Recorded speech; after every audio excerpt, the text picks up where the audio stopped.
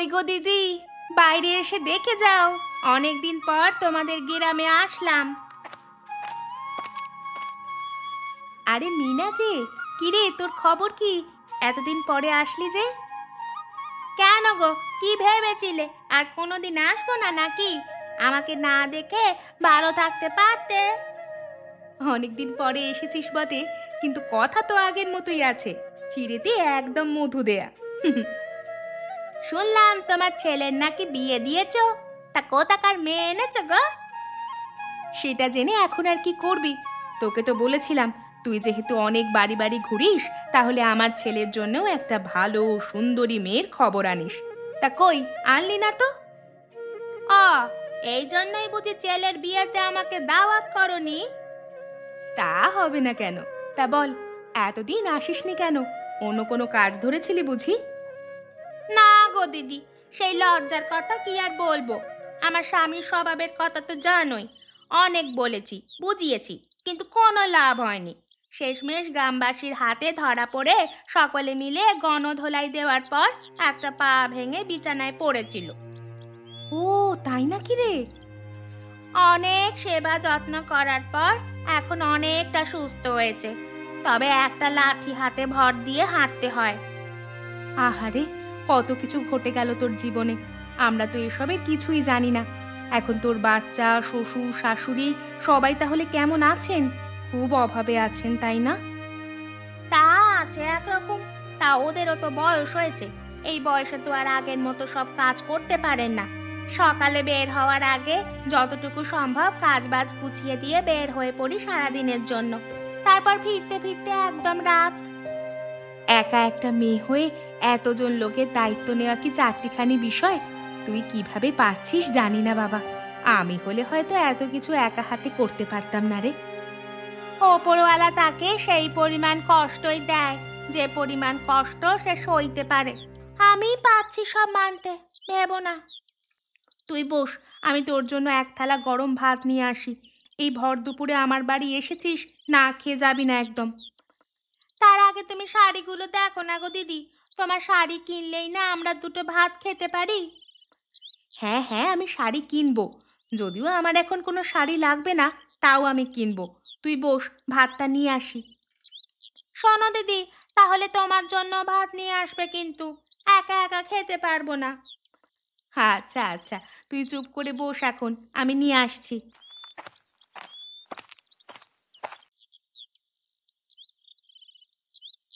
তোমরা দুইজন এমন করলে কি হবে? খেতে হবে না? মা আসলে খুব রেগে যাবে যখন শুনবে তার ছেলেরা কিছু না খেয়েই ঘুমিয়ে পড়েছে। বুঝতে পারছো? ঠাম্মি, মা আসে না কেন? আসবে তো দাদা ভাই, মা তো অনেক কাজ করে, তাই আসতে আসতে রাত হয়ে যায়। মা আমাদের একটুও ভালোবাসে না, ভালোবাসলে আরো আগেই আসতো। কে বলেছে তোমাদের মা তোমাদেরকে ভালোবাসে না? তোমাদের জন্যই তো মা এত কাজ করে, যাতে তোমরা অনেক ভালো থাকতে পারো। মা যদি আমাদের ভালো চাইতো তাহলে আমাদের কাছেই থাকতো, আমাদের ছেড়ে বাইরে থাকতো না। মাকে সারাদিন দেখতে পাই না, কাছেও পাই না। রাতেও মা অনেক দেরি করে আসে, তাই রাতেও মাকে দেখি না। এভাবে করে কতদিন চলে গেল, মাকে দেখি না। মা কখন ঘরে আসে, কখন বাইরে যায়, কিছুই জানি না আমরা। আচ্ছা, মা আসলে বলবো কাল যেন কাজে না যায়, কাল যেন তোমাদের সাথে সারা দিন থাকে, ঠিক আছে? তুমি সত্যি বলবে মাকে এ কথা? হ্যাঁ, সত্যি বলছি। তবে তোমরা যদি এখন না খাও, তবে আমি মাকে বলবো কালও যেন ঘরে না থাকে। কি বলছো ঠাম্মি? না না, এই কথা মাকে বলো না, আমরা খেয়ে নিচ্ছি। এই তুইও খেয়ে নে। আচ্ছা।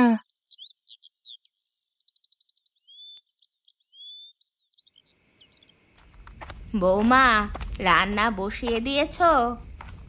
হ্যাঁ মা, ভাত বসালাম। আচ্ছা, আমি কিছু শামুক নিয়ে আসছি, আজ না হয় এগুলোই রান্না করো, আর তো কিছু পাচ্ছি না। শামুক কোথায় পেয়েছেন মা? ওই তো জঙ্গলের ধারে পুকুর পাড়ে অনেক শামুক হয়েছিল, ওখান থেকেই পেলাম। মা, আপনাকে না কতবার বলেছি ওইদিকে যাওয়ার কোনো দরকার নেই, সাপ খোপ থাকতে পারে, কখন আবার কি বিপদ হয়ে যাবে তখন আবার সামলাবে কে?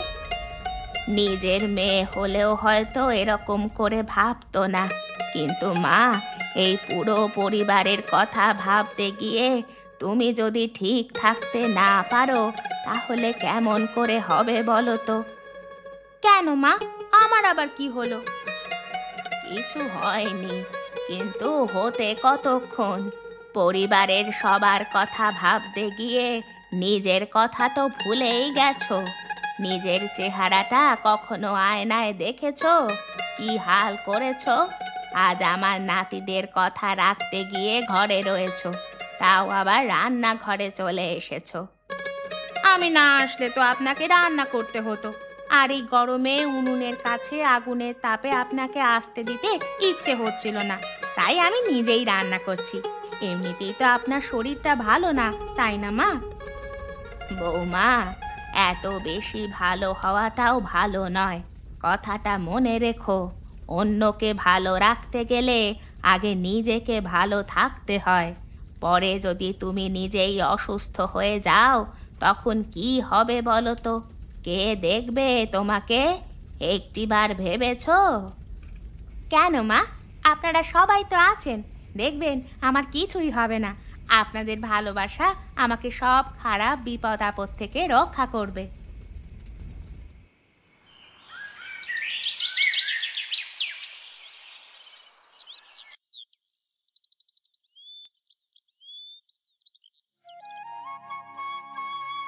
মা, তুমি অনেক ভালো, আমাদের কথা শুনেছো, আজকে সারা দিন বাইরে যাওনি।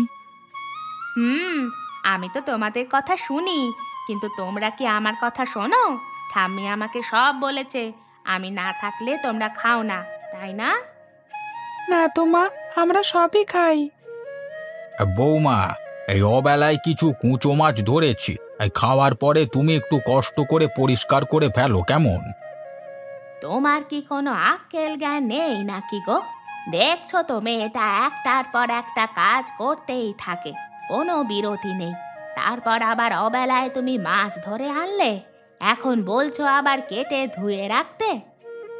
কি করব, আমার নাতিরা মাছ খেতে চাইছে অনেক দিন ধরে, শরীরটা ভালো থাকে না, তাই আর যেতেও পারি না। আজ একটু ভালো লাগছে তাই দেখে গেলাম। একটা দিন শরীর ভালো লেগেছে দেখে কি যেতে হবে বাবা? এখন আপনার কি আর সেই বয়স আছে? আপনাদের তো এখন সাবধানে থাকতে হবে সবাইকে, তাই না? কারো যেন কোনো বিপদ না হয়। সবার খাওয়া শেষ হলে আমি মাছগুলো পরিষ্কার করব। তবে আর কখনো কিন্তু যাবেন না মাছ ধরতে। মা, আমি আর দাদা বলেছিলাম দাদুকে ইলিশ মাছ ধরতে, আর দাদু ধরে এনেছে ছোট মাছ। তোরা বলেছিস মাছ ধরতে? কেন রে? বুঝিস না দাদুর বয়স হয়েছে? দাদু এখন অসুস্থ হলে কি করবি? কেন বললি যেতে? মা, আমরা দুই ভাই শুনেছি ইলিশ মাছ খেতে নাকি অনেক মজার, তাই আমরাও ইলিশ মাছ খেতে চেয়েছি। এখন খেয়ে নে তোরা, তোদের আবদারের কারণে তোদের দাদু আর ঠাম্মি পাগল হয়ে যাবে। বাবা, তুমি কখনো ইলিশ খেয়েছো? কিভাবে খাবো বাবা, সে তো অনেক দাম। যত দামই থাকুক না কেন বাবা, একবার হলেও আমরা খেতে চাই।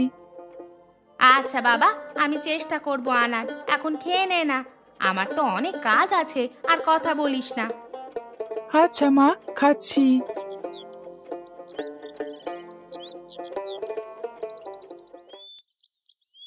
বোন, যাও না গো, আমার জন্য এক গ্লাস জল নিয়ে আসো না, অনেক পিপাসা পেয়েছে। 2 গ্রাম হেঁটে তারপর তোমাদের গ্রামে আসলাম শাড়ি নিয়ে। তুমি অনেক কষ্ট করো। আচ্ছা, তোমার স্বামী এখন কোনো কাজ করে না? তার পা কি এখনো ভালো হয়নি? এক পা তো ভাঙাই আছে, আগে তো অনেক খারাপ অবস্থা ছিল, বিছানা থেকে উঠতেই পারতো না। তার জন্য তো এতদিন আমিও কোনো কাজ করতে পারিনি। এখন তাও আগের থেকে ভালো আছে অনেকটা, লাঠি ভর করে চলে। তোমার স্বামীর অনেক ভাগ্য করে তোমাকে পেয়েছে। তা এখন বলো, তোমার ছোট বোনের খবর কি? তার বিয়ের দেখাশোনা তো আমি করে দিয়েছিলাম। এই জন্যই তো অমন ভালো একটা পাত্রের কাছে বোনকে বিয়ে দিতে পেরেছিলে। তা যা বলেছ, আমি ভাবতেই পারিনি ওই এক সোনার টুকরো বর জুটবে আমার বোনের জন্য। সবই তোমার কারণে সম্ভব হয়েছে। তোমার এই শাড়ির ব্যবসার কারণে কত মেয়ের কত ভালো ভালো ছেলের বিয়ে হয়েছে, তারা এখন অনেক সুখেই আছে। কিন্তু তোমার কপালটা দেখো। হ্যাঁ, এই ব্যবসার জন্যে অনেক বাড়ি ঘোরা হয়, তাই অনেক বাড়ির উপযুক্ত ছেলে মেয়ের খবর আমার কাছে থাকে। এইভাবেই বিয়ের ব্যবস্থাটা হয়ে যায়। এতে আমার কোনো কৃতিত্ব নেই, আমি তো কেবল উপলক্ষ। যদি তোমারও একটা ভালো বর হতো, কি এক চোর ছ্যাচরকে বিয়ে করতে গেলে জীবনটাই একদম শেষ করে দিলে। থাক, কি আর করা, যা হবার তা তো আর আটকাতে আমি পারবো না। এখন দেখো কোনটা পছন্দ হয়, তারপর আবার আরেক গ্রামে যাব। আচ্ছা, একটা তো পছন্দ হয়েছে বলেছি, ওটাই দাও। শুধু একটা নেবে? এভাবে করলে আমরা চলবো কি করে বলো তো? আরেকটা নাও না। আচ্ছা আচ্ছা, তাহলে তুমি পছন্দ করে আরেকটা দাও আমাকে। আচ্ছা, এই হলুদ শাড়িটা পরলে তোমাকে একদম হলুদ পরীর মতো লাগবে, তুমি বরং এইটা নাও। আচ্ছা ঠিক আছে, তোমার কথাই রাখলাম। তুমি বসো, আমি ঘর থেকে টাকা নিয়ে আসি। ঠিক আছে, একটু তাড়াতাড়ি করো।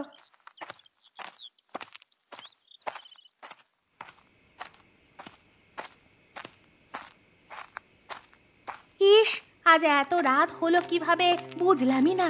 আজ দুটো তিনটে গ্রামে না গেলেই ভালো হতো। ছেলে দুইটা কি আজও না খেয়ে বসে আছে কিনা কে জানে। পা চালিয়ে হাঁটি এখন।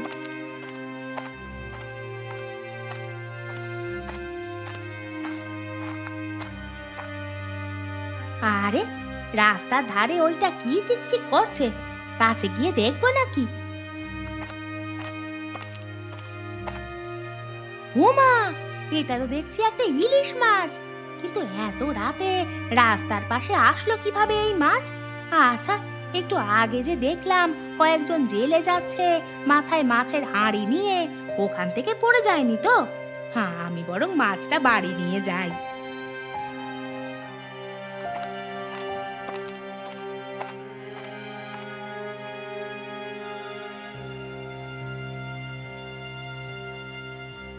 তুমি এত বড় ইলিশ মাছ কিনে এনেছো, সে তো অনেক দাম। এত টাকা পেয়েছো শাড়ি বিক্রি করে নাকি জমিয়েছিলে? হ্যাঁ, মাছ খেতে কেমন হয়েছে সেটা আগে বলো সবাই।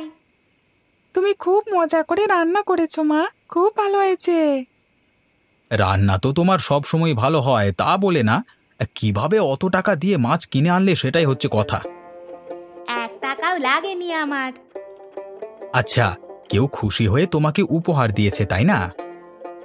না তো, কে আবার আমাকে উপহার দেবে? আর কেনই বা দেবে? তুমি বাড়ি বাড়ি ঘোরো, ছেলে মেয়েদের খবর এনে দাও, বিয়ে করিয়ে দাও, সবার খোঁজ নাও, আর সবাই তোমাকে অনেক পছন্দ করে, তাই দেবে।